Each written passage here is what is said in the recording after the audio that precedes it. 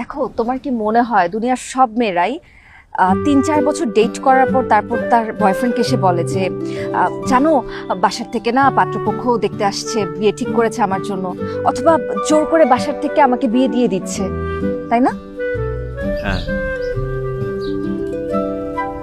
তোমার আমাকে আসলেও তাই মনে হয়? হ্যাঁ, না, কারণ আমি তোমাকে ট্রাস্ট করি। আমি জানি তুমি আমাকে কখনো মিথ্যা বলবে না। হয়েছে, আমাকে আর কষ্ট করে পাম দিতে হবে না। তোমার মনের কথাটা না তুমি ফার্স্ট আনসারে আমাকে বলে দিছো।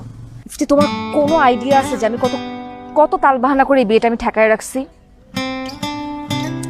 আমি আজকে তোমাকে সিরিয়াসলি বলি, তুমি যদি আমাদের বিষয়টা তোমার ফ্যামিলিকে এবার না জানাও, then I'll take my final decision. বাবা, কথা বলাটা তো ইস্যু না, আমি যে কোনো সময় বলতেই পারি।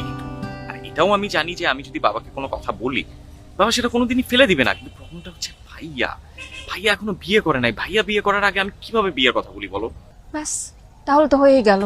তোমার ভাইয়ার আশায় বসে থাকলে আমার বাচ্চা তোমাকে মামা বলে ডাকা শুরু করবে। আমি বলবো মামুনি এদিকে আসো, তোমার আঙ্কেলের সাথে দেখা করো। সেও বলবে হ্যালো আঙ্কেল, কেমন আছেন আপনি? আচ্ছা, কি চকলেট পছন্দ করে সেটা কি বলে দিও, নিয়ে আসবো নাকি? আপনি জোকার মনে হয়?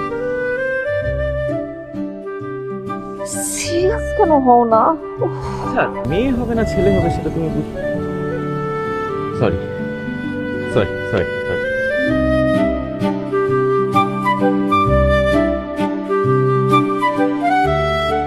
একটু নিচে নাম তো। নিচে আসতে হবে মানে? কি হয়েছে, তুমি কই? আর আমি পাশের গলিতে আছি, একটু আয় না তাড়াতাড়ি। আরে হয়েছেটা কি সেটা আমাকে বলবা তো। দরকার হলে আমাকে ফোনে বলো না, নিচে কেন যাইতে হবে? এই তোরে আমি ফোনে বলতে পারলে তো বলতামই। আয় নিচে আয়। ঠিক আছে, আসতেছি। কি আজব, রাত বিরাতে এখন।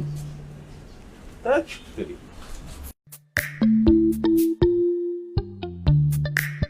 এই কি হয়েছে?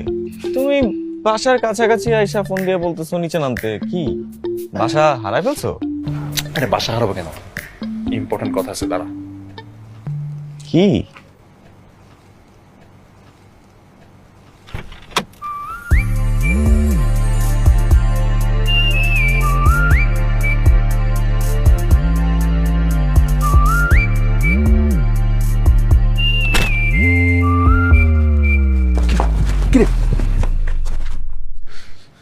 এটা কে?